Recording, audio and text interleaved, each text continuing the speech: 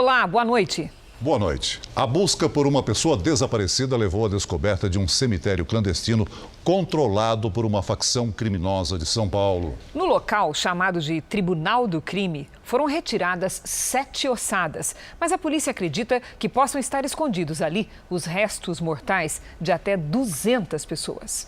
No aterro municipal de São Paulo, bem em frente à comunidade, uma tubulação de concreto indicou a área exata onde os corpos foram enterrados.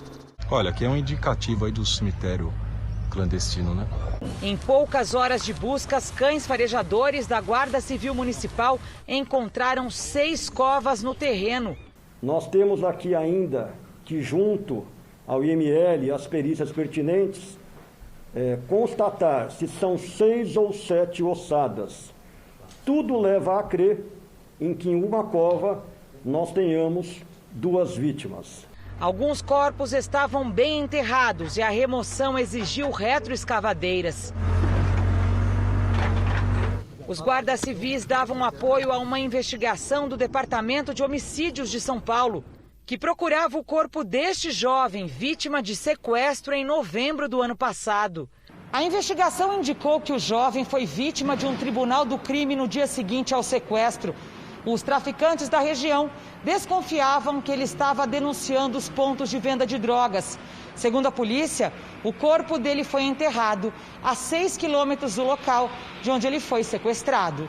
Câmeras de segurança registraram o momento em que 2 homens armados renderam Matheus Martins, de 20 anos, em frente a uma tabacaria na região sul da cidade. Eles mesmos julgam, eles mesmos executam, eles mesmos enterram. Acabam procurando esses locais, desovando os corpos ali, e as pessoas, os familiares, ficam sem saber onde seus entes queridos estão. A polícia acredita que pelo menos 200 corpos estejam enterrados no cemitério clandestino. Um deles, encontrado hoje, é de um homem que foi morto quase 10 anos atrás. Segundo informes que nós temos aí das testemunhas reservadas, né, haveriam dezenas de corpos enterrados naquele local utilizado por um tribunal do crime. Veja agora outros destaques do dia. Farmacêutica americana diz que vacina contra a Covid tem mais de 90% de eficácia. São Paulo anuncia a chegada de 120 mil doses da vacina chinesa. Presidente eleito Joe Biden cria a força-tarefa para combater coronavírus e indica médica brasileira. Moradores reclamam que rodízio de energia no Amapá não é respeitado.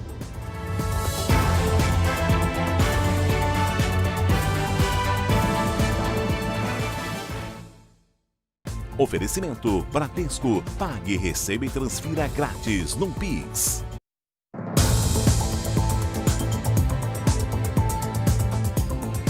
Uma nova modalidade da fraude do leilão virtual. Dessa vez, estelionatários roubaram os dados de um comprador para aplicar golpes na internet.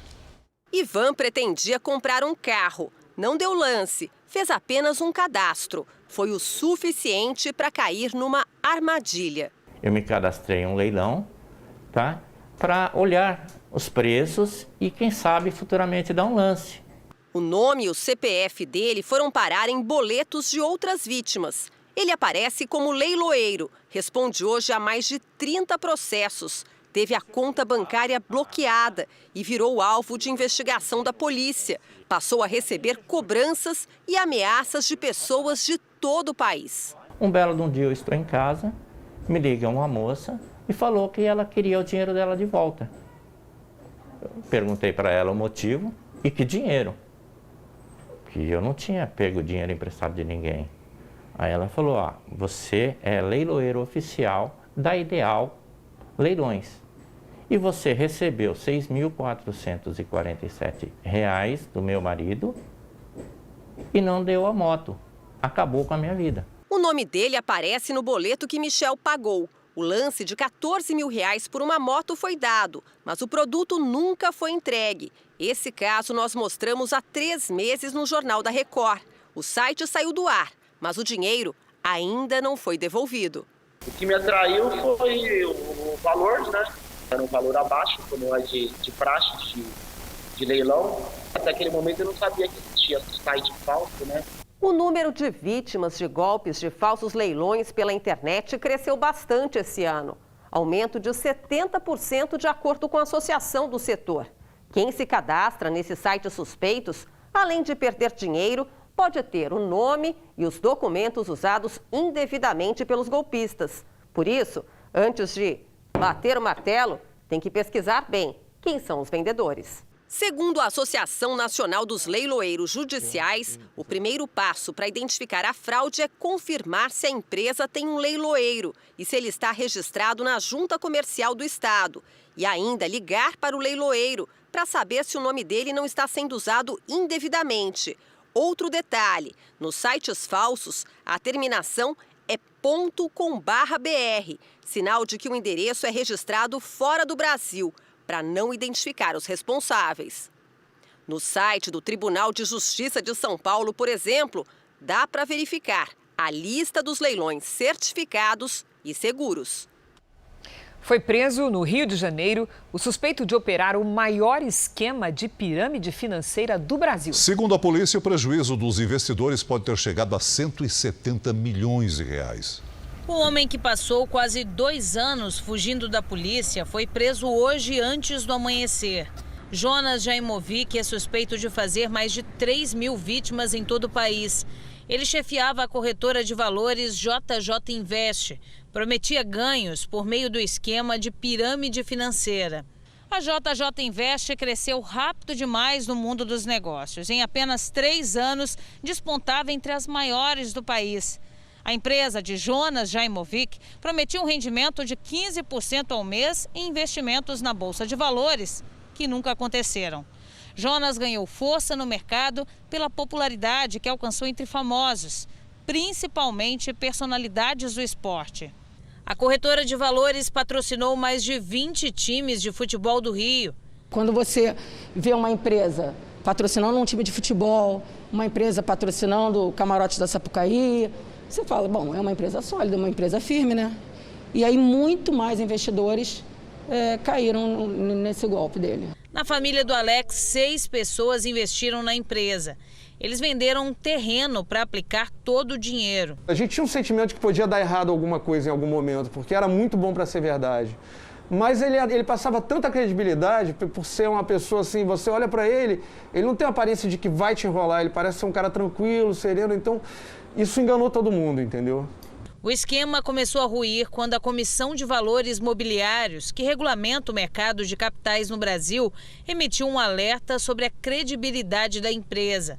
Foi quando Jonas desapareceu. Ele e outras 15 pessoas podem pegar até 22 anos de prisão por estelionato, crime contra o sistema financeiro e organização criminosa. A vacina desenvolvida pela farmacêutica americana Pfizer contra a Covid-19 mostrou mais de 90% de eficácia, segundo resultados da última fase de testes. A expectativa é que a imunidade dure pelo menos 1 ano. A notícia representa um avanço surpreendente, já que muitas vacinas existentes, como a da gripe, por exemplo, não possuem 90% de eficácia, a taxa anunciada pelos pesquisadores. A Pfizer trabalha em parceria com o laboratório alemão BioNTech. Um dos cofundadores da empresa europeia garantiu que não houve o registro de efeitos colaterais graves. Mas esses são apenas os resultados preliminares da última fase de testes. A expectativa dos cientistas é ter todos os dados conclusivos para a aprovação da vacina até a 3ª semana de novembro, para acelerar o processo de regulamentação. Muitos países aqui da Europa que vivem a segunda onda da pandemia já encomendaram o produto. O laboratório americano garante a fabricação de pelo menos 50 milhões de doses até o final deste ano, que vão imunizar 25 milhões de pessoas. O diretor-geral da Organização Mundial da Saúde parabenizou as empresas e disse que o mundo está experimentando inovação científica e colaboração sem precedentes para acabar com a pandemia. O Ministério da Saúde informou que todas as vacinas com estudos avançados no mundo estão sendo analisadas para possível compra, inclusive a do laboratório Pfizer. A notícia da vacina Pfizer fez ações de companhias aéreas e de empresas de turismo subirem. Esses setores foram bem prejudicados pela pandemia. As bolsas europeias fecharam em alta. Em Frankfurt, na Alemanha, o avanço foi de quase 5%.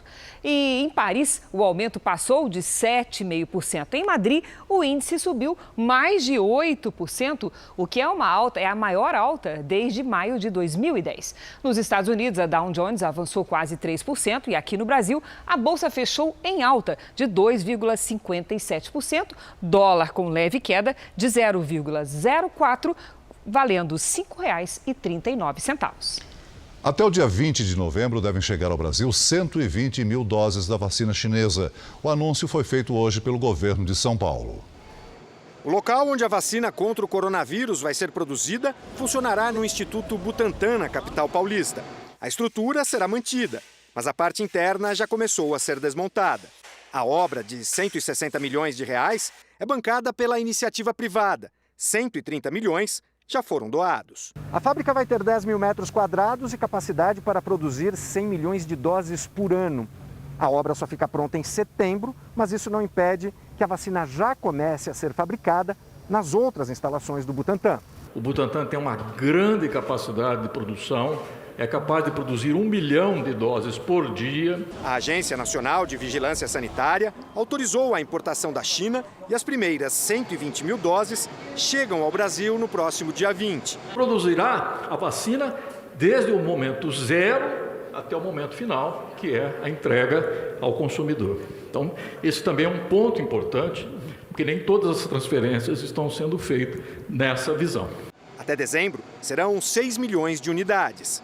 E é uma das vacinas mais adiantadas na fase de estudo, na fase 3, na fase clínica, demonstrando não apenas segurança, mas um efeito imunogênico, que é a produção de anticorpos protetores em quase 98% daqueles que receberam a sua segunda dose. O início da vacinação em massa depende do fim da última fase dos testes e da liberação da Coronavac pela Anvisa. Assim como acontece com a vacina da Pfizer, a expectativa é que cada pessoa precise de 2 doses da Coronavac para ter imunização próxima a 100%. Vamos aos números de hoje da pandemia no Brasil. Segundo o Ministério da Saúde, o país tem mais de 5.675.000 casos da Covid-19. São mais de 162.600 mortos e 231 registros de mortes nas últimas 24 horas.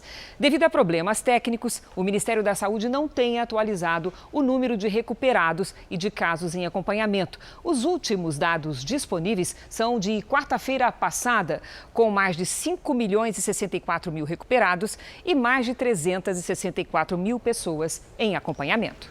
Nos Estados Unidos, o presidente eleito Joe Biden anunciou um grupo de trabalho para agir contra o coronavírus. E enquanto continua a briga judicial para reverter o resultado da eleição, o atual presidente Donald Trump demitiu o secretário de Defesa. Por meio de uma rede social, Trump anunciou que Mark Esper será substituído por Christopher Miller, que era o diretor do Centro Nacional Antiterrorismo. Trump e o agora ex-secretário de Defesa discordaram semanas atrás.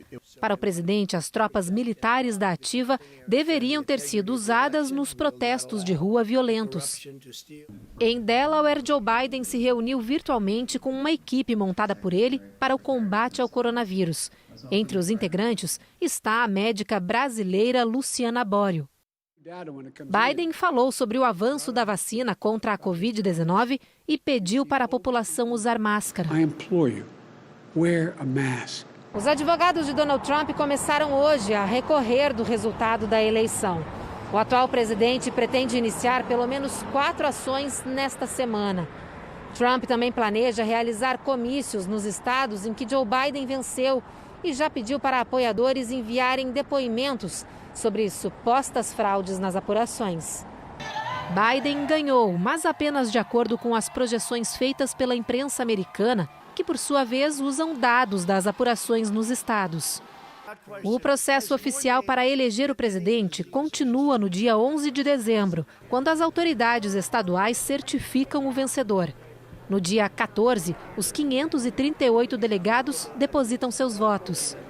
Por fim, o vencedor da eleição será anunciado e o prazo limite para isso é 6 de janeiro. Vamos agora com a opinião do jornalista Augusto Nunes. Boa noite, Augusto. Boa noite, Cristina, Celso. Boa noite a você que nos acompanha. Por vontade do eleitorado, há muito tempo a esquerda brasileira não comemora triunfos próprios. Ela perdeu feio, por exemplo, as eleições municipais de 2016 e a disputa presidencial de 2018. Isso ajuda a entender o delirante comportamento de seus líderes diante da vitória de Joe Biden na eleição presidencial norte-americana. Pelo noticiário da velha imprensa, todos os problemas do Brasil e do mundo serão resolvidos assim que Donald Trump deixar a Casa Branca. Com a posse de Joe Biden, serão coisas do passado, por exemplo, as ameaças à democracia, a pandemia de coronavírus, a crise econômica mundial, a candidatura à reeleição de Jair Bolsonaro, todos os preconceitos de raça e de gênero, o apagão do Amapá e a proliferação de fake news, fora o resto. Para a má sorte dos esquerdistas nativos, a apuração dos votos foi muito demorada. Se o resultado saísse um pouco mais cedo, os festeiros de botequim também teriam achado que escaparam do fiasco que vão protagonizar nas eleições municipais do próximo domingo. Na segunda-feira, eles estarão de volta à vida real. Ainda nesta edição, no Amapá, rodízio de energia não é respeitado e moradores reclamam. E também, explosão em fábrica de fogos de artifício assusta moradores na Bahia.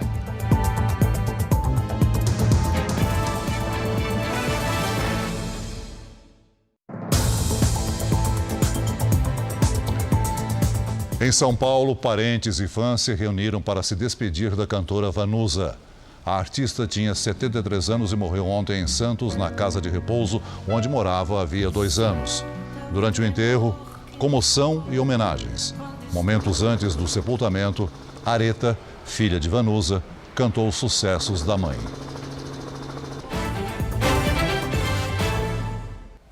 Nós mostramos no começo desta edição que a prisão de um dos principais responsáveis pelo maior esquema ativo de pirâmide financeira no país. Está conosco a Patrícia Lages, que vai nos explicar como identificar esse tipo de esquema. Boa noite, Patrícia. Boa noite, Cris, e boa noite para você de casa. Olha, é um esquema bastante convincente, mas vamos entender por que se trata de um golpe. A pirâmide financeira nasceu em 1910 nos Estados Unidos com o nome de esquema Ponzi. E apesar de antigo, o processo é o mesmo até hoje, que é convencer pessoas a investir prometendo altos rendimentos num curto período de tempo. Como se trata de uma operação sem lucro, a remuneração dos primeiros depende do recrutamento de mais pessoas. Com esse dinheiro que vai entrando, alguns até recebem, passando a impressão de que o negócio funciona. Mas o esquema é matematicamente insustentável e toda a pirâmide cai. Com isso, todo mundo que está nas posições de baixo vai perder dinheiro. E tem que tentar encobrir também esse esquema, né, Cris? Toda a pirâmide cai, Patrícia. Cai. Para eles não passarem essa impressão, o que eles fazem? Colocam aí um produtinho no meio, né? Mas olha, com a venda de produto ou não, a principal característica é o recrutamento constante. Se a venda do produto é feita só para quem entra nessa rede e para pessoas que ele convida, desconfie. Se o preço é muito acima do mercado, também pode ser um forte indício de pirâmide.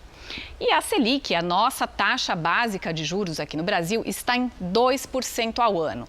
Portanto, se a oferta garante um rendimento muito mais alto do que isso em pouco tempo, já mostra que os índices aí estão fora dos oficiais. A melhor maneira de não cair em golpes financeiros é bem simples. Não acredite em promessas de dinheiro fácil. Cris. Resumindo, Patrícia, vale o ditado: não tem almoço grátis. Não tem, Cris. Obrigada, querida. Veja a seguir: dias após ataque de hackers, computadores do Superior Tribunal de Justiça seguem desligados. E ainda nesta edição, a venda de atestados médicos no centro de Porto Alegre.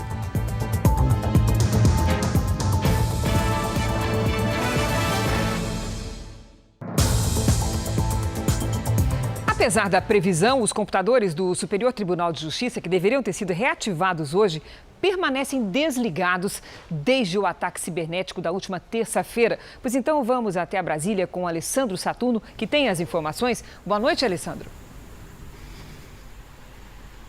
Olá, Cris. Boa noite para você, boa noite a todos. Olha, a situação está bem complicada por lá. Os computadores não podem ser ligados. Este comunicado foi divulgado hoje à tarde e proibiu servidores, terceirizados e estagiários de conectarem notebooks ou aparelhos similares. Isso porque, segundo os técnicos, com o religamento dessa rede, houve aí uma instabilidade. Isso poderia prejudicar os dispositivos. Os servidores ainda estão sem acesso a parte do sistema de processos judiciais, de controle de pagamento e também ao e-mail. Por meio de nota, o STJ informou que os serviços estão voltando de forma gradual e que o acesso ao sistema Justiça Web foi retomado hoje, justamente para que as sessões do STJ aconteçam normalmente.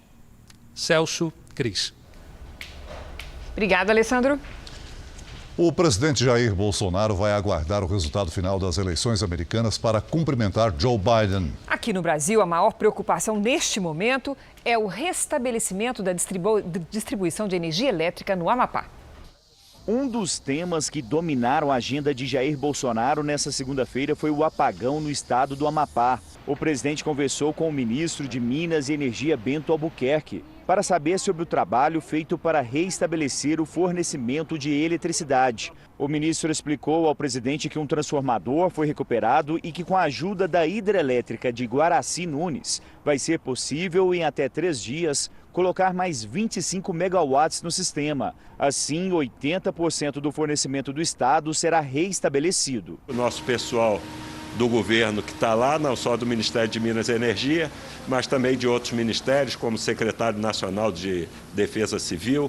Então, todas essas informações são coletadas e nós vamos atualizando o cenário em relação ao Amapá. O ministro informou que não é possível o cumprimento de uma ordem judicial que determinou que a empresa deveria viabilizar a completa solução do problema, sob pena de multa de 15 milhões de reais por descumprimento, num prazo de 3 dias. O presidente do Senado, Davi Alcolumbre, também veio a Brasília participar da reunião e já voltou para Macapá.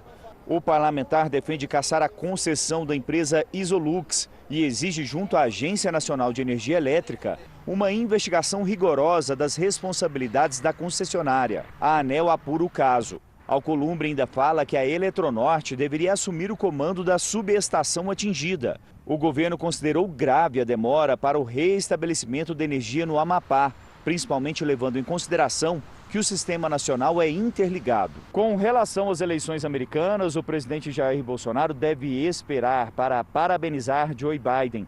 De acordo com pessoas próximas a Bolsonaro com quem eu conversei, o presidente vai aguardar a recontagem dos votos, ações judiciais e principalmente o resultado oficial da disputa para se posicionar sobre o tema. A postura é a mesma adotada por outros presidentes, como os da China, da Rússia e do México. Por outro lado, mais de 100 chefes de Estado ou de governo já parabenizaram o democrata pela vitória sobre o atual presidente Trump. O Amapá convive com os problemas do racionamento de energia. A companhia de luz implantou um rodízio, mas os transtornos não acabaram. Na casa do seu Ziel, a energia voltou por 1 hora. Foi só o tempo para ele perceber que a geladeira deixou de funcionar. Ultimamente está complicada a situação aqui. A Companhia de Eletricidade do Amapá estabeleceu um rodízio de 6 horas em 6 horas para o fornecimento de energia no estado. Mas para os moradores, o racionamento não está sendo respeitado. Só porque o nosso bairro é um pouco mais longe aqui do centro da capital, aí a gente fica nessa situação. O abastecimento de água também não foi normalizado. Enchi 2 caixas d'água com água da chuva e estou me virando. Nesta loja, a dona resolveu abrir as portas para ajudar a vizinhança. Por estar próximo ao Hospital de Emergências de Macapá, aqui não falta energia. Quem precisar pode usar a internet e as tomadas para carregar o celular, pegar água e até tomar um banho. Na terça-feira, um raio provocou um incêndio na subestação de energia responsável pelo abastecimento de 90% do estado. A Justiça Federal deu prazo até amanhã para que a empresa resolva o problema ou estará sujeita a multa de 15 milhões de reais. Edmar não quis esperar. Para reabrir a padaria, emprestou dinheiro e comprou esse gerador por R$29 mil. Eu tive que investir sem condições, sem poder. A Companhia de Eletricidade do Amapá informou que só vai se pronunciar no inquérito. O Jornal da Record, você vê, vem acompanhando de perto a situação do Amapá desde o primeiro dia. Um pouco complicador é o colapso no abastecimento de água, que falta até para as necessidades básicas do dia a dia. Eu apurei que a situação é tão grave que a Prefeitura da capital, Macapá, está distribuindo à população hipoclorito de sódio. Isso mesmo, esse mesmo produto que a gente usa na limpeza doméstica. E na proporção de 4 frascos por pessoa, para desinfetar a água que tem sido recolhida da chuva por algumas pessoas e também de fontes naturais. Um candidato a prefeito na Baixada Fluminense e o filho dele são investigados por ligação com a milícia. A rua não tem nem asfalto, mas o miliciano tem casa com piscina e não esconde a admiração pela tropa de elite da PM. Na cascata d'água, uma miniatura do Caveirão. André Cosme da Costa Franco, conhecido como André Careca, é apontado como um dos chefes da milícia em Magé, na Baixada Fluminense. O grupo era monitorado há 8 meses. André é suspeito de ordenar a morte de 10 pessoas na região. E foi a partir desses homicídios que os investigadores descobriram que a quadrilha também agia como uma milícia. O grupo teria ajuda de policiais militares para extorquir e ameaçar moradores e comerciantes, além de controlar os serviços clandestinos de internet e TV a cabo. 9 pessoas foram presas e armas apreendidas. 3 policiais militares foram alvos de busca e apreensão.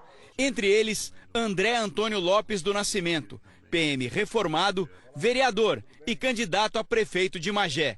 E o filho dele, André Luiz Domingos da Silva, policial militar da Ativa. As investigações mostraram que há um vínculo dessa organização criminosa com eles, que o Andrezinho haveria de alguma forma facilitado a atuação de membros dessa organização criminosa em homicídios.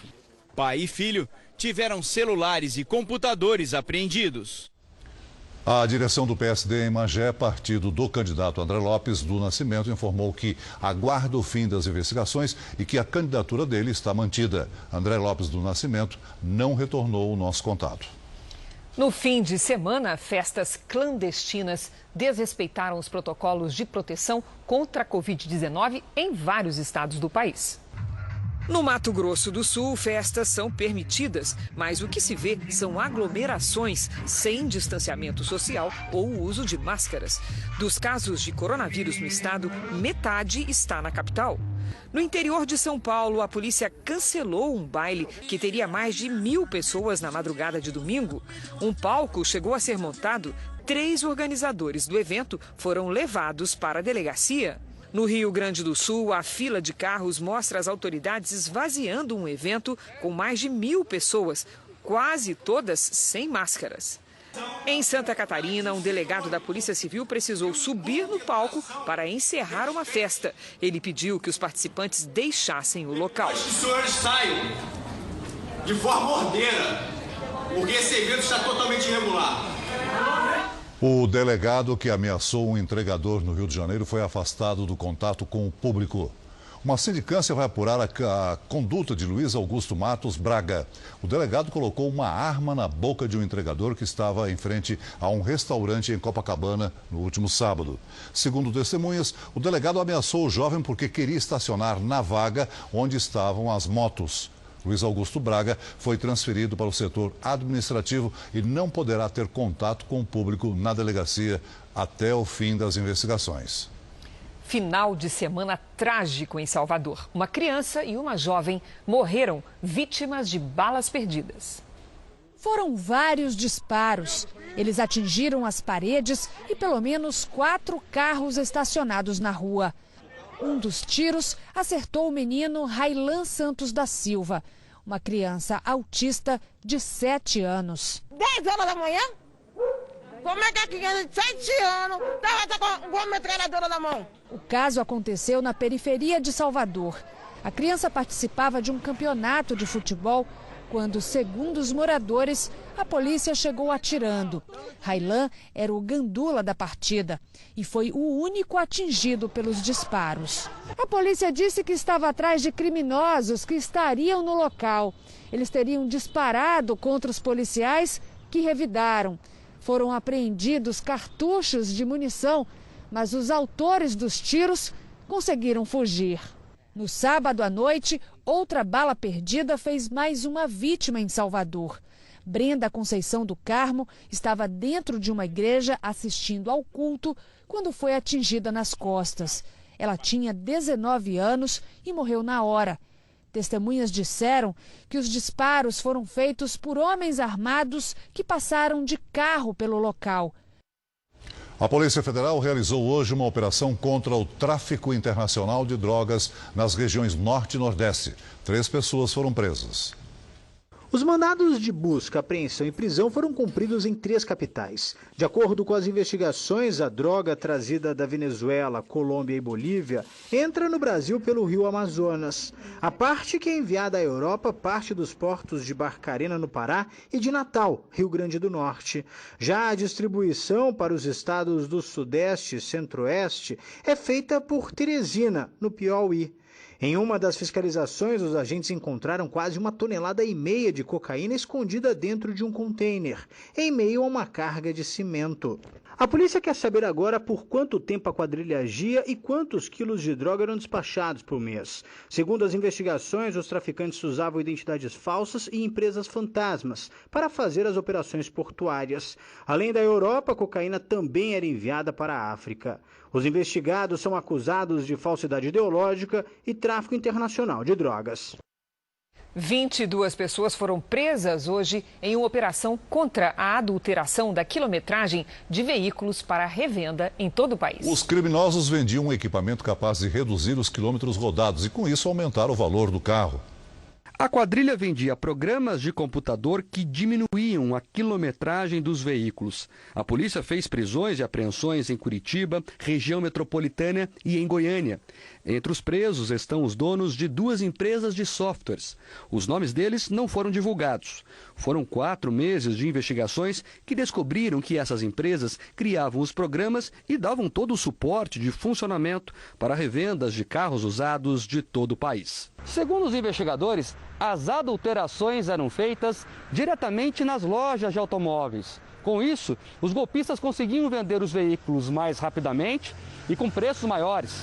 Quem comprava os veículos nem desconfiava que estava sendo enganado. Os revendedores sempre tinham contato já, uma intimidade já e confiança, né? E os executores, por sua vez, se valiam dos conhecimentos técnicos especializados que eram prestados por essas 2 pessoas que confeccionavam esses softwares, que eram lá de Goiás. O delegado alerta que é preciso tomar alguns cuidados para não cair no golpe. Sempre duvidar, né, da discrepância da quilometragem. Vale a pena buscar informações nas concessionárias, se esse veículo passou por lá, se fez revisões, tentar checar manual, se o manual está presente, se tem registro dessas revisões e as quilometragens.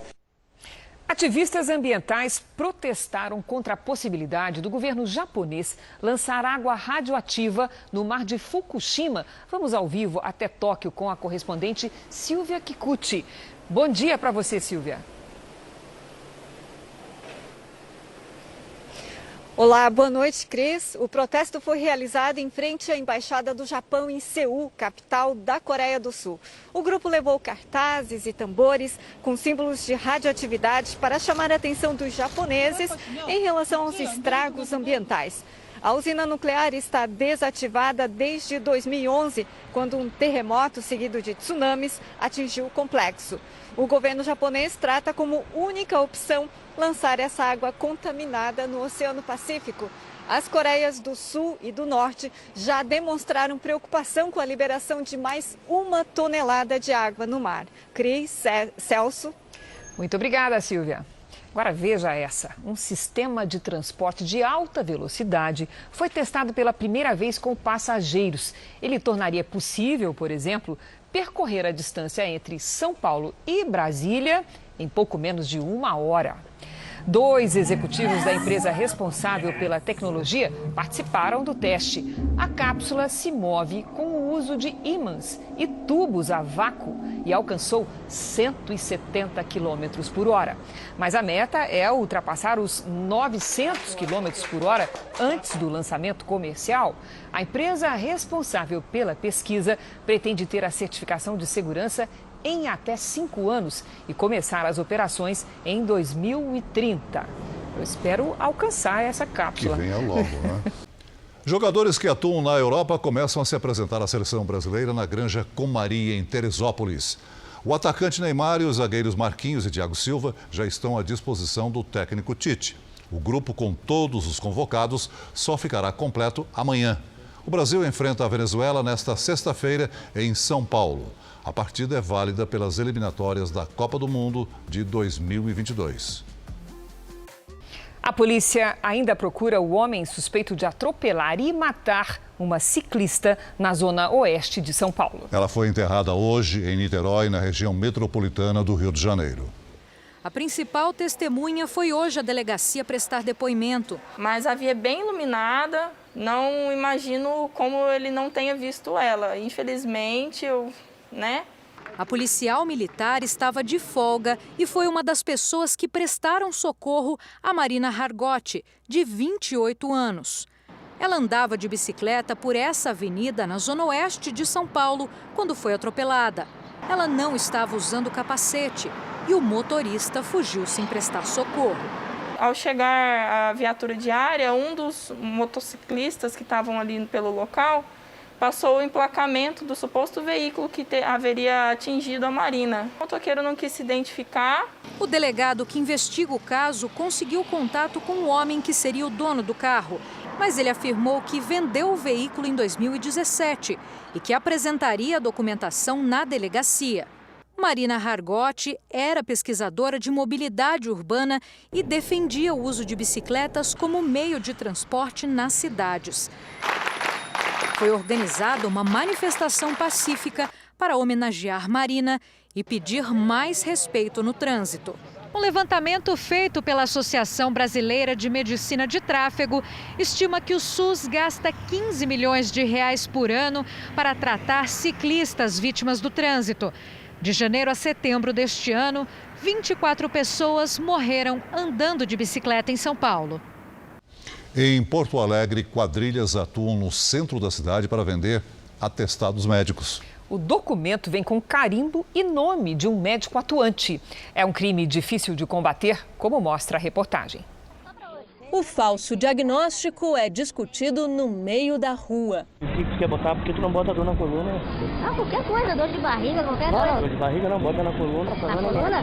Tá. Um atestado carimbado e assinado por um médico, que poderia ser aceito em qualquer empresa para justificar a falta ao trabalho. Nosso produtor ainda tenta reduzir o valor. 30 pila, será que dá? Será que é mais difícil? Para um dia? Sim, mas é que é o preço, entendeu? Aqui no centro de Porto Alegre, o produtor precisou de menos de 10 minutos para conseguir o atestado. O homem que aparece no vídeo faz parte de uma quadrilha. Ao ser procurado, ele quer saber quanto tempo precisa e a doença a ser colocada no documento. O carimbo pertence a um médico ortopedista credenciado em um dos principais hospitais particulares do Rio Grande do Sul. Ele disse ter sido orientado pela advogada a não dar entrevista, mas disse também ser vítima desse golpe há muito tempo. É um crime recorrente, infelizmente, há um mercado que estimula a prática desse crime de falsificação de atestado médico. O Conselho Regional de Medicina do Rio Grande do Sul reconhece que esse é um crime denunciado com frequência e que já sabe como essas quadrilhas agem para ter acesso aos dados dos médicos. Muitas vezes o indivíduo pega o nome de um profissional médico, pega o CRM e vai nessas fábricas de carimbo e manda fazer. O atestado falso é da Prefeitura de Porto Alegre. Por meio de nota, a Secretaria Municipal da Saúde afirmou que o médico citado nunca trabalhou para o município. Uma grande explosão atingiu uma fábrica de fogos de artifício em Simões Filho, na Bahia. Um funcionário ficou ferido. Uma grande coluna de fumaça surgiu logo após a explosão. Meu Deus do céu! O galpão fica em Simões Filho, região metropolitana de Salvador, e foi totalmente destruído. Um funcionário ficou ferido. Foram socorridas uma devido à explosão, o ouvido estava sangrando um pouco e a outra, devido a toda a explosão, estava nervosa e foram socorridas. Cerca de 10 imóveis foram atingidos e tiveram que ser interditados.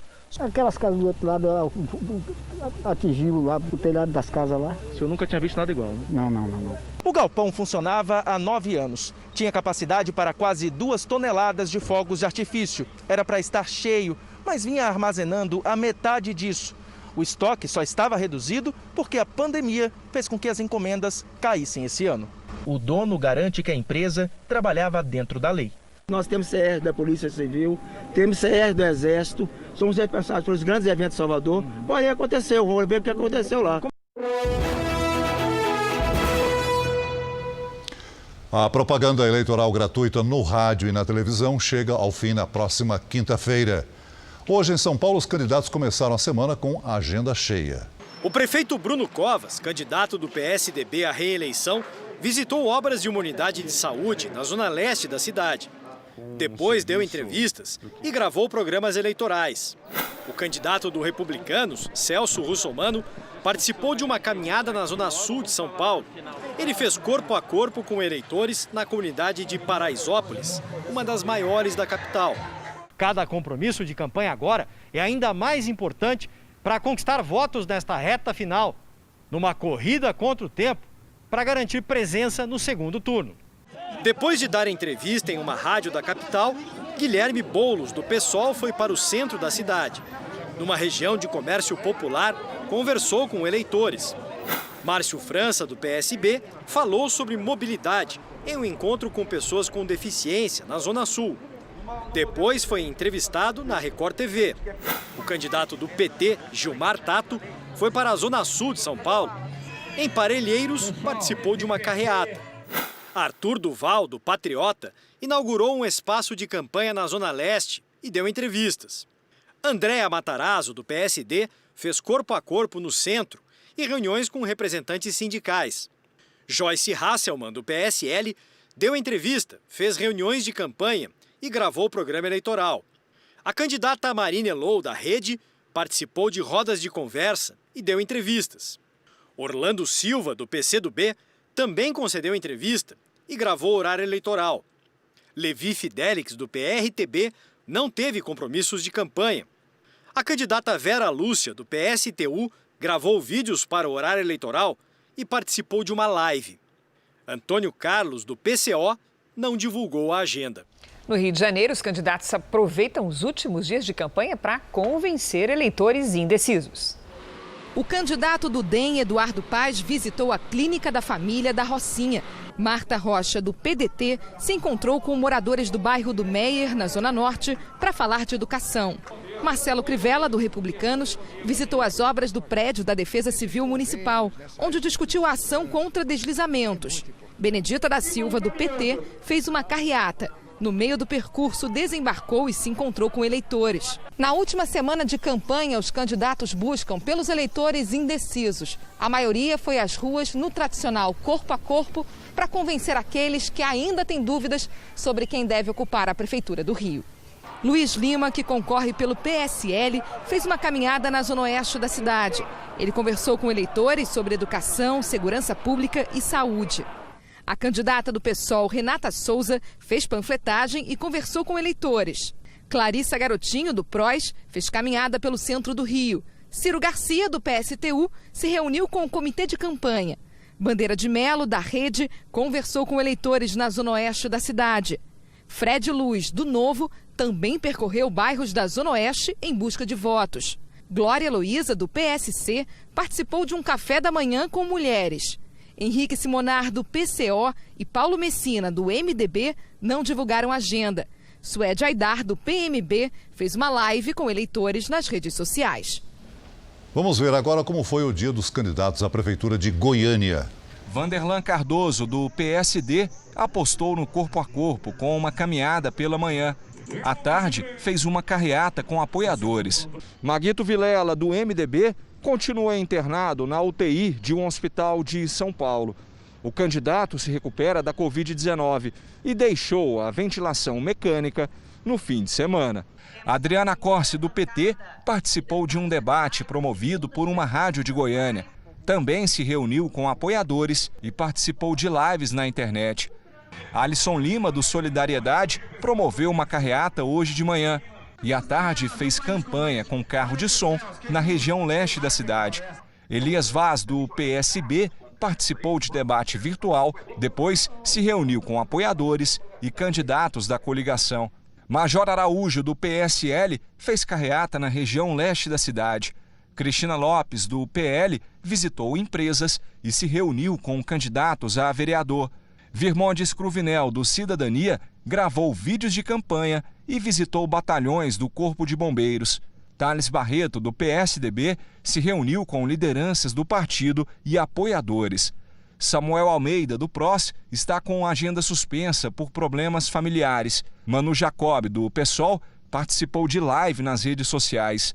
Cristiano Cunha, do PV, visitou empresas de Goiânia. Gustavo Gayer, do DC, fez live nas redes sociais. Fábio Júnior, do UP, participou de reunião com sindicalistas. Antônio Neto, do PCB, fez panfletagem. E Vinícius Gomes, do PCO, não divulgou a agenda. O governador afastado do Rio de Janeiro, Wilson Witzel, deixou o Palácio das Laranjeiras residência oficial. Witzel voltou a morar com a família no bairro do Grajaú, na zona norte da capital. Na última quinta-feira, o Tribunal Especial Misto decidiu por unanimidade dar prosseguimento ao processo de impeachment do governador afastado por suspeita de irregularidades e desvios de verbas na saúde. Ele nega as acusações. O tribunal também reduziu o salário de Wilson Witzel para aproximadamente R$10 mil. A semana começa quente e como? E com pancadas de chuva à tarde no sudeste e centro-oeste. O que será que essa primavera com cara de verão nos reserva? Vamos saber com Lidiane Sayuri. Boa noite, Lidi. Boa noite, Cris. Celso, para todo mundo que nos acompanha, olha, temos pela frente dias com alerta para temporais. Uma circulação de ventos no sentido horário se junta a um corredor de umidade que chega da região norte.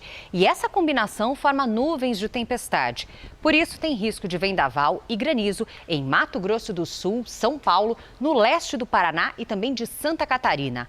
Mais cedo, um temporal provocou a queda de pelo menos 8 árvores em Campo Grande. Uma delas caiu sobre a fiação elétrica e houve explosão. Ninguém ficou ferido. No Rio Grande do Sul, os temporais são isolados nesta terça-feira. No Nordeste, o tempo volta a ficar firme. No Norte, aquela chuva rápida. Em Florianópolis, chove e faz 23 graus. Em Cuiabá, máxima de 39 com pancadas. No Rio de Janeiro, chuva forte no fim do dia e 28 graus. Em São Paulo, temporais de madrugada, depois sol, pancadas à tarde e 27 graus. Tudo amanhã. Para resumir, faz de tudo. Tudo. Obrigada, Lídia. Até amanhã. Veja a seguir, furacão ETA chega aos Estados Unidos, provocando estragos e alagamentos. E também 2 técnicos badalados e estrangeiros dão adeus ao futebol brasileiro.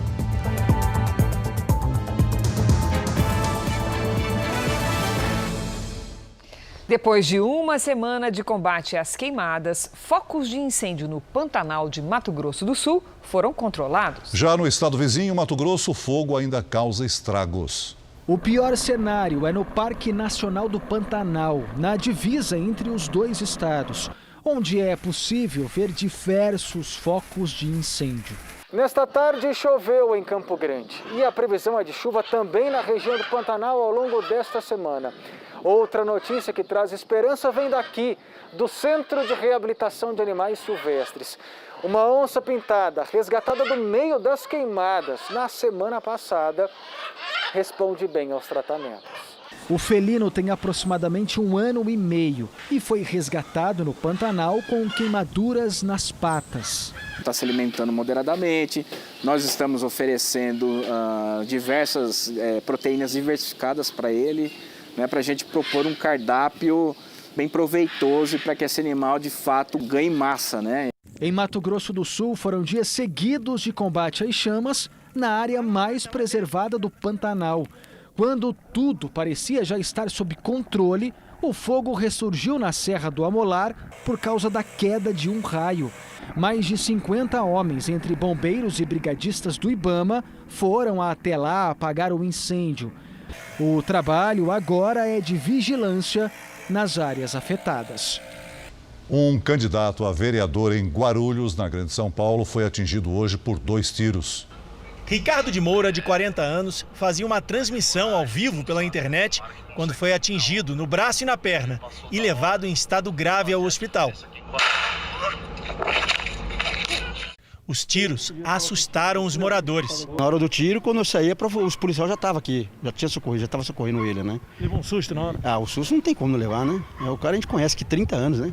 Ricardo Juliano de Moura é candidato a vereador aqui em Guarulhos e havia acabado de chegar aqui nessa obra, próximo a uma comunidade, para cumprir a agenda de campanha. O atirador chegou assim pela lateral, se aproveitou de um momento de distração do candidato. Segundo as investigações, o criminoso usava máscara e capuz na hora do crime. Um circuito de vigilância na região gravou um homem com as mesmas características do atirador, momentos antes do atentado. O criminoso ainda está sendo procurado pela polícia. 2 técnicos de times que disputam a liderança do Campeonato Brasileiro se despediram hoje por motivos diferentes. Um pediu demissão, o outro foi demitido. 4 meses. Esse foi o tempo da passagem de Domenech Torrent no Rio de Janeiro. O espanhol foi demitido hoje pelo Flamengo depois de sofrer 2 goleadas consecutivas no Brasileirão. 4-1 para o São Paulo e 4-0 para o Atlético. A deste fim de semana, para o time mineiro, foi determinante para a saída do treinador. A demissão dele foi realmente justa, porque está mais de 4-0. Vem novos técnicos agora e aí a gente vai ver qual vai ser a melhor, né? Dome deixa o clube na 3ª colocação do Campeonato Brasileiro, classificado para as quartas de final da Copa do Brasil e para as 8ª de final da Copa Libertadores da América. Em Porto Alegre, a segunda-feira também foi de mudanças e também envolveu um técnico estrangeiro. A diferença é que aqui a iniciativa partiu de Eduardo Cudê. O argentino recebeu uma proposta do Celta de Vigo, da Espanha, e se despediu do Internacional. O Inter abriu o segundo turno na liderança do Brasileirão e segue nas disputas da Copa do Brasil e da Libertadores. O Internacional, de Eduardo Cudê, e o Flamengo, de Domenech Torrent, realizaram 2 semanas atrás uma das melhores partidas da temporada no estádio Beira-Rio. O jogo terminou empatado, 2-2.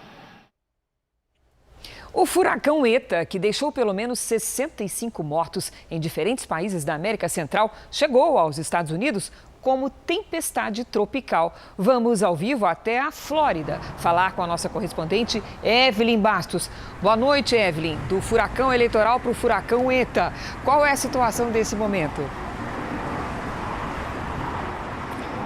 Pois é, Cris, muito boa noite para você e para todo mundo que nos acompanha. Olha, por enquanto a chuva deu uma trégua nesse momento, mas continua ventando forte e muitas regiões estão alagadas. Ao todo, mais de 30 mil pessoas estão sem energia elétrica em todo o estado e em muitas cidades os alagamentos passam de 1 metro de altura. Antes de chegar aqui à Flórida, a tempestade provocou destruição na América Central. Na Guatemala, por exemplo, mais de 100 pessoas seguem desaparecidas. Neste momento, o ETA está no Golfo do México, mas deve voltar aqui para a Flórida nesta madrugada e provocar temporais até o próximo sábado, Cris. Obrigada, Evelyn. Uma coleção de fotos inéditas da chegada do homem à Lua vai a leilão na Inglaterra. A foto rara do astronauta Neil Armstrong é a peça mais bem avaliada e deve alcançar mais de R$200 mil. Durante a missão Apollo 11, em 1969, Armstrong foi o responsável por tirar as fotos. Mas o companheiro Buzz Aldrin pegou a câmera e fotografou Armstrong, o primeiro homem a pisar na Lua. A coleção foi descoberta há 40 anos. A As aulas voltaram na maior escola pública de surf adaptado do país, que fica em Santos, litoral de São Paulo. Agora é um aluno por horário. Com segurança, os surfistas fazem o que mais amam dentro da água. Tem até campeão mundial dando show no mar. Nesse painel tem medalhas de atletismo, vela, mas a preferida da Malu é essa aqui, do Mundial de Parasurfing. Ela tem 27 anos e nasceu com paralisia cerebral. E eu acho que a deficiência, ela não tem que ser vista como uma coisa ruim, tem que ser vista como uma característica. Tem o gordo, o magro, o olho azul, o alto, o baixo e tem o deficiente. E tem gente que ama esporte. Essa é a Malu aos 9 anos, pegando onda em Guarujá, litoral de São Paulo. E essa é a Malu hoje.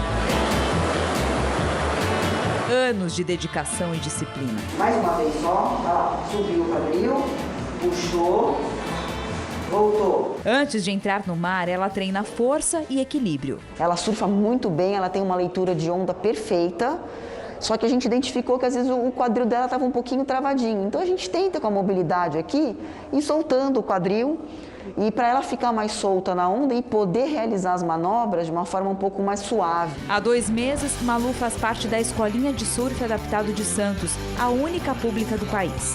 Tem lista de espera para treinar aqui. 90% de todos os alunos que passaram, que são quase 100, 90% melhoraram a parte da autoconfiança, a socialização, dormiram melhor, comeram melhor. A escolinha foi inaugurada no começo desse ano. Por causa da pandemia, as aulas ficaram um tempo suspensas. Agora, por uma questão de segurança, é só um aluno por horário.